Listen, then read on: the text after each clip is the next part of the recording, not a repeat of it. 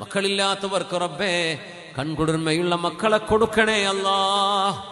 മക്കളെ നൽകിയവർക്ക് റബ്ബേ ആ മക്കളിൽ കൺകുളിർമയെ സന്തോഷത്തെ കൊടുക്കണേ റബ്ബേ. മക്കൾ രോഗികൾക്ക് ശിഫ കൊടുക്കണേ തമ്പുരാനെ.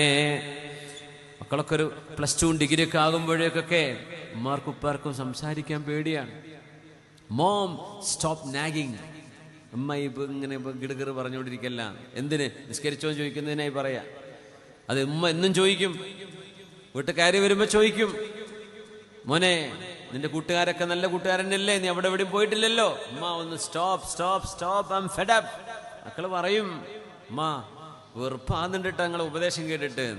10, 12, 13 വയസ്സായി തുടങ്ങുമ്പോ ഉപദേശങ്ങളൊക്കെ ഉറപ്പായി തുടങ്ങും. അതുകൊണ്ടാണ് മഹാനായ അലി ഇബ്നു അബീ ത്വാലിബ് തങ്ങൾ പറഞ്ഞത്, നിങ്ങളെ മക്കളെ നന്നാവണമെന്ന് ആഗ്രഹമുണ്ടോ 7 വയസ്സ് 14 വയസ്സിനിടയിൽ നന്നാക്കിയാൽ കിട്ടും. ഇല്ലേ പോയി 7 വയസ്സ് 14 വയസ്സ്, രണ്ടാമത്തെ 7, ആദ്യത്തെ 7 ലാഇബുഹും സബ്അൻ. 7 വയസ്സ് വരെ കുട്ടികളുടെ കൂടെ കളിക്കണം എന്നാണ്. പക്ഷേ the second 7 to 14, 7 മുതൽ 14 വയസ്സ് വരെയുള്ള അദ്ദിബുഹും, അവർക്ക് അദബ് പഠിപ്പിച്ചു കൊടുക്കണം.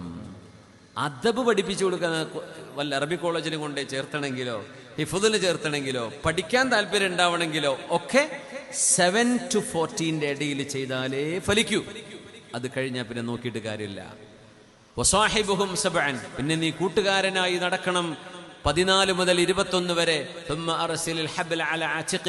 പിന്നെ ആ കയറ് ഇട്ടുകൊടുത്തേക്ക് നീ നോക്കിയിട്ട് കാര്യമില്ല. നന്നായാൽ ആ മകൻ നന്നായി, കേടെന്നാൽ അത് കേടുവന്നു.